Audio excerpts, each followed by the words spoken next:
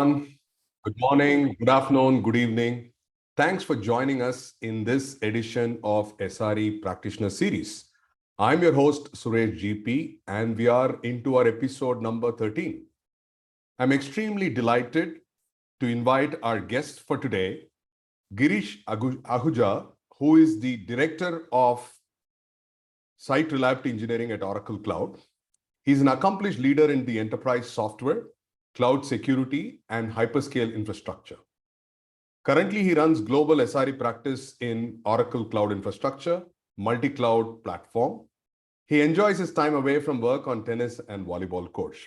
So thank you so much, Girish, for joining us today and willing to share your valuable insights to the global SRE community.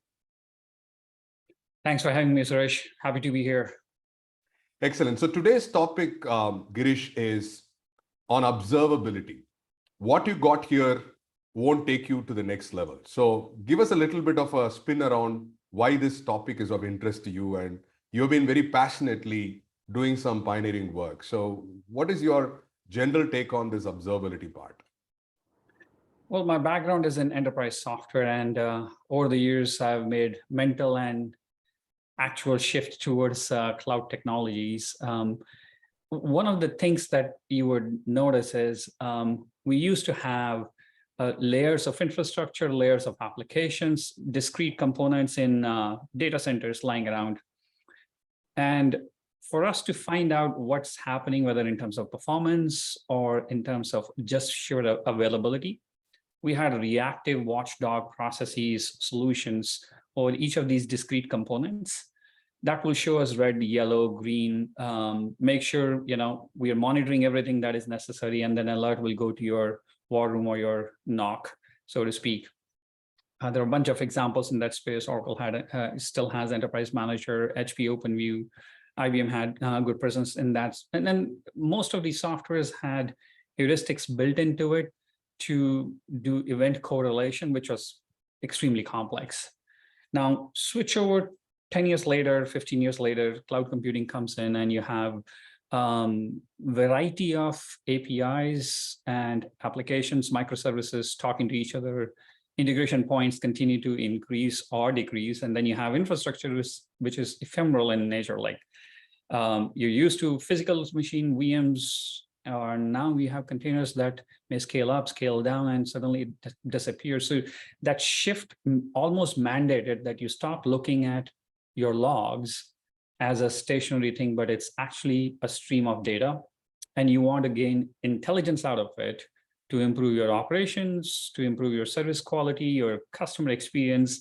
And that overarching theme became what we call observability. Hey, we were observing not only for failures, but for performance in case certain things are not working. So that journey is fascinating, as most of the things we have always done, combining all of them together in the cloud space, it becomes so much more interesting.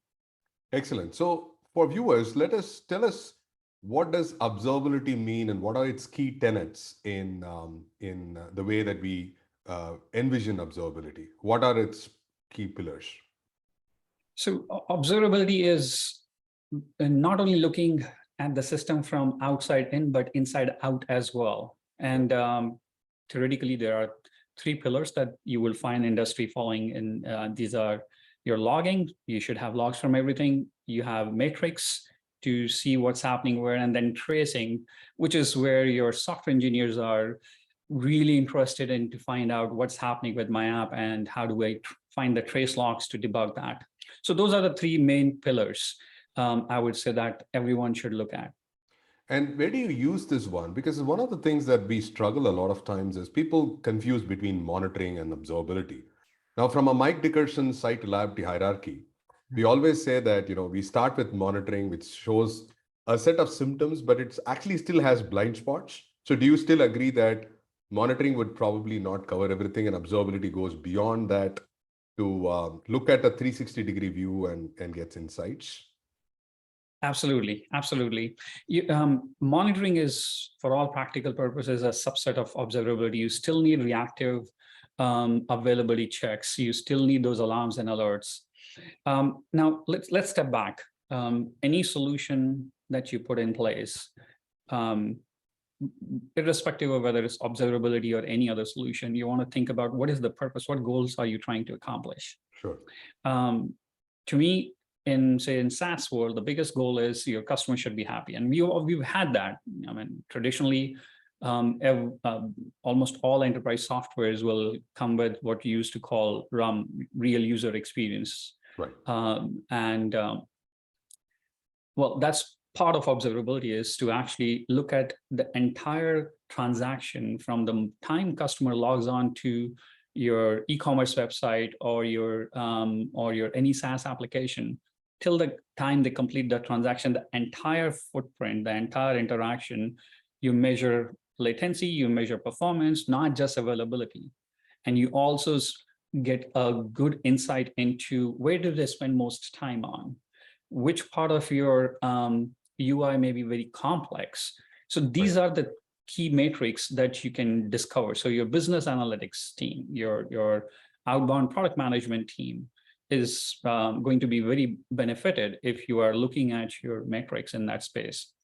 Similarly, your software engineer developers, they would love to see tracing capabilities for the diagnostics. Right. They would love to see how their APIs are performing, how is their SLO with partnering API is behaving, what kind of latency they are seeing, so they can make necessary adjustments.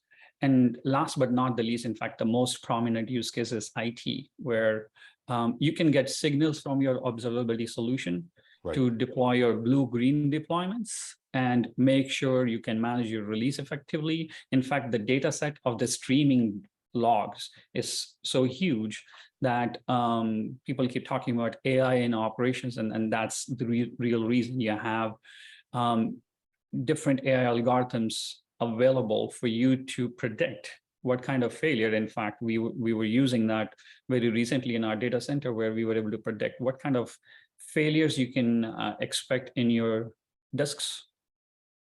Yeah. And in terms of the current landscape, right? Where do you see this observability? I know a lot of times, if you look at from a hype cycle, has it passed the hype cycle? Is it something that people are grappling around to find out how do we move from monitoring to observability? What is the current landscape? How does the current landscape surface from your point of view? It's an interesting journey. First of all, it's not a solved problem. It's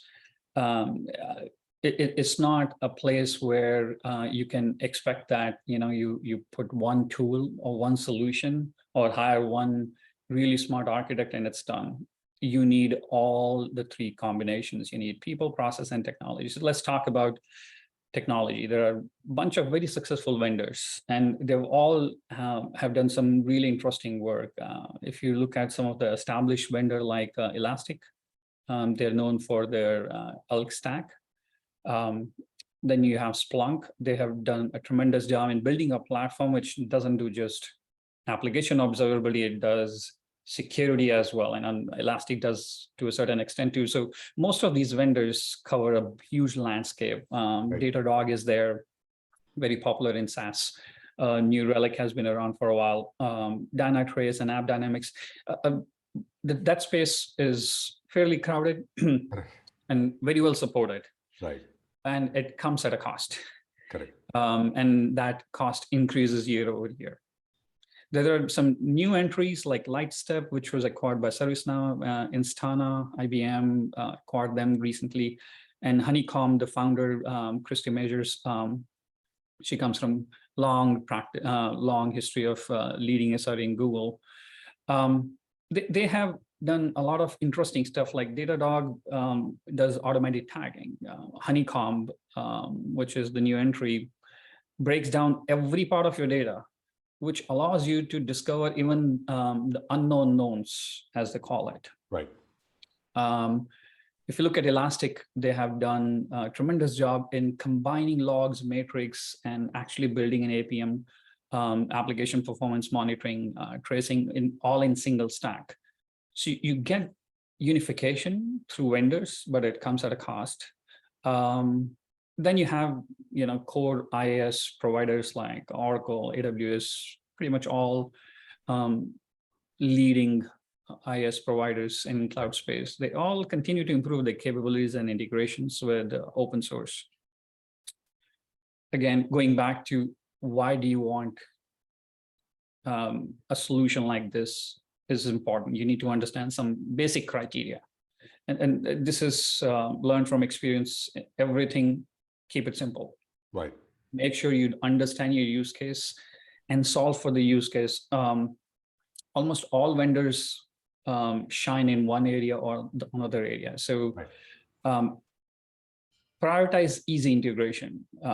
It's very easy to overlook that part. You have a software is delivered as a supply chain. I mean, it's a popular topic these days from a security perspective, but it really is a supply chain. Correct. So if you're just putting some context from manufacturing, if you are shipping products and the trucks that are carrying your product cannot back into your factory, well, you just created another problem. Right. So same way, if your observability cannot connect to integrate with your software pipeline, your CD pipeline, and your platform that your developers are using, then it's going to be very troublesome for you to roll out. These solutions have a tendency to be very sticky. Right. 20 years ago, if you were to change your backup software, it used to take 4 to 5 years for compliance reasons. It's almost in that space where if you were to change your observability solution, it's not very easy to move from one vendor to another. Right. Plus, you have to preserve logs for compliance reasons, X amount of time, in format that you can recover from. The next piece is make sure your solution has powerful querying capabilities, because again, you're dealing with data. You want to be able to query it to reduce noise, get the right alerts in time, and prioritize visuals. Your tracing capabilities rely on you to actually look at heat maps and find out, okay, what's happening where. Correct. One common problem that you would see as you start your journey, as I would call Observability 1.0, is you have your logs, you have your metrics, you have your tracing. They're often not connected. Correct. So the landscape, in a nutshell, you have good vendors with very mature offerings, but it costs money. Right. And you need to understand what your priorities are. That's a great point, Girish, you said about that. You have a lot of features being provided by the tool vendors, but really what's your purpose, the why, and also very important part of the integration point, because we look at this as a shiny new toy. Let's get on board and hope that everything becomes magical. But those touch points and integration points, as we start to navigate through this, becomes very sticky later, because you have to stitch that really towards an end-to-end value chain, as opposed to just a piece of the puzzle, right?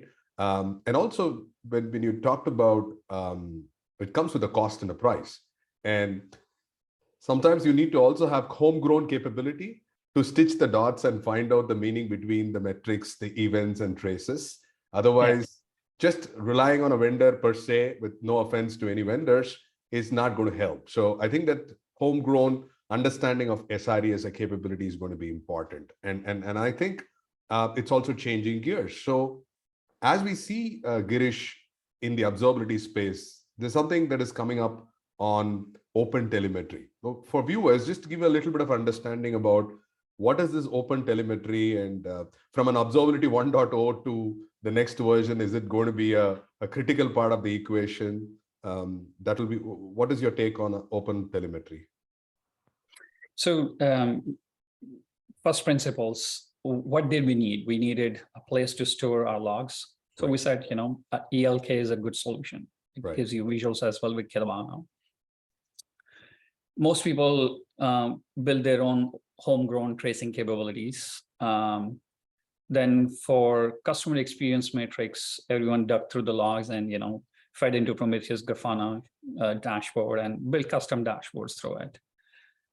And for operations, alarms were important, and we dug through the data again and then sent it to our favorite third-party alerting scheme of things like PagerDuty. And life was not that simple. As you combine all these things, Right. you achieve the functionality, but at a much higher cost of complexity. Right.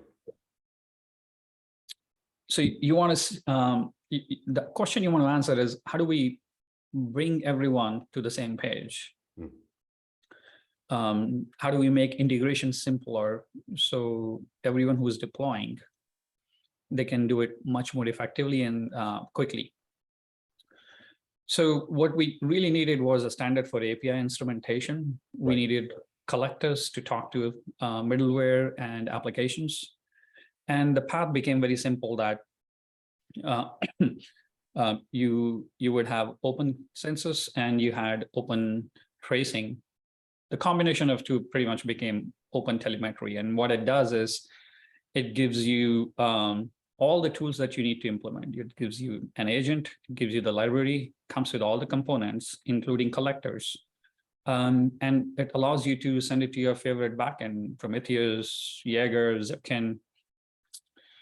So you don't have to run multiple agents. Like 1.0, you had an agent for tracing, you had an agent for collecting the logs, you had an agent for matrix. None of that. You have one single agent. And I was looking at CNCF website. There are like 200 plus vendors that contribute today towards collectors. Right. That's massive support from the industry towards this standardization. And in terms of the benefits, are you seeing already people looking at open telemetry with all the vendors they're already in place? Are they going to be looking at open telemetry separately? Are they going to complement your existing observability stack? How do you see that playing out? It's fast becoming table stakes. And in fact, almost all vendors in cloud today claim and support open telemetry as a standard. Sure. You can actually export logs that you go to any website, Oracle's cloud or any major SaaS vendors, you will see clear claim, and it's supported by evidence that, we will ship you all the logs of our infrastructure or all platform as a service logs in open telemetry format, which is a huge simplification for any IT shop. You want to integrate, you stick to one standard, whether you're running a hybrid or a cloud-friendly workload or a cloud-native workload, you got one standard to worry about. So a lot of enterprise companies that are transitioning to cloud, they fall into one of these three categories. They are operating in a hybrid model. Some workload, legacy workloads stays in their data centers. Some are, I would say, looking for hyperscale with options truly in a multi-cloud environment. And then others have evolved in their business applications into cloud native world. All of those use cases fit very well into open telemetry. And the deployments are very simple. I mean, Docker images are available. Different formats for Linux deployments like RPMs are available. So it is very user-friendly from a deployment point of view. Excellent. So our final question, Girish, is what does observability maturity look like on an SRE roadmap? Because a lot of people, as we look at consulting, coaching, and mentoring on site reliability engineering, they want to look at a roadmap and see how observability fits into that space. They wanted to see if there is a blueprint available that we can start, gaining traction on that. So you've been doing this for quite some time now. And what's your take on the observability space for a SRE roadmap? So SREs live and die with data, high fidelity data, right? Noiseless alarms, and very efficient runbooks. Those are the key buzzwords, and you should look for that in your processes. Now, your approach towards a roadmap may vary to whether you're looking for an IaaS or a PaaS or a SaaS model. But in general, step one is make sure everything, you start with your user interaction path. You should have logs for the entire pipeline. Right.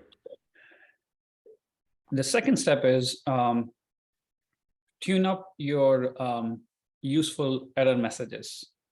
So work with your dev teams, make sure the logs that they're generating has clear pointer towards what failed or where the service degradation is happening. There should be a clear indication of that.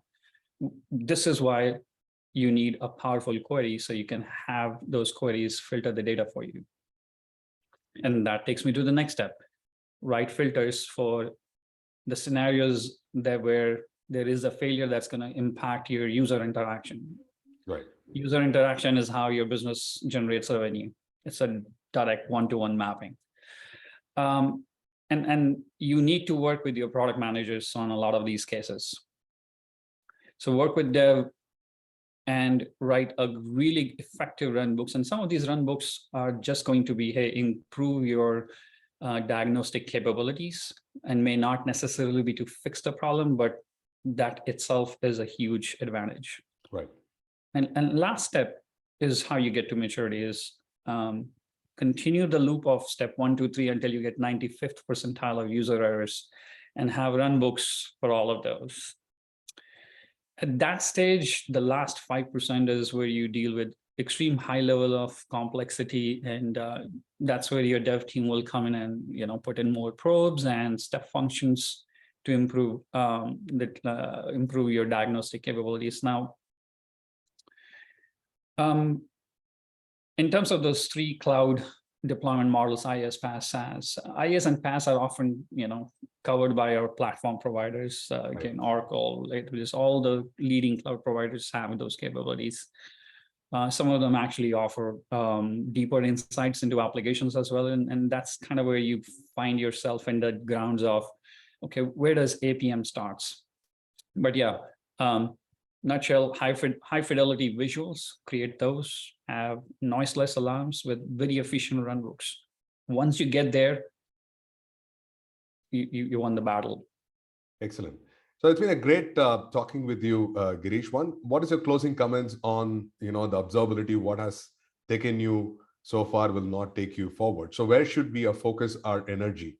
If you're already on a journey of observability or building that capability, what would be your piece of advice for people to take this to the next level? Taking to the next level, always listen to your user. Your user is your product manager. They need more information about customer interactions. Your user is your dev teams. They need better diagnostics capability and more clear user errors. So when they are on call in the middle of the night, they know exactly where the problem is. And third is your operations. Right. They should be able to see the graphs before anything fails. They should be able to predict that. Yeah. So before you get into the AI ops space, make sure you have your basics done right. Right. Absolutely. That's a very important point of the personas and the users, and particularly how you can make this matured as an organization. So it was a delight, Girish, to hear from you about your journey and your experiences on sharing about observability. And viewers, I hope you enjoyed this session with Girish Ahuja, who has actually been a practitioner leading and has been very passionate about talking about how observability can take us to the next level. So I thank everyone for watching this episode. And if you have any questions, comments, please do post on the video, and we would be able to take it up on our next episode. Until we meet you next, thank you so much for watching and have a great day. Thank you again, Girish. Thank you, Suresh.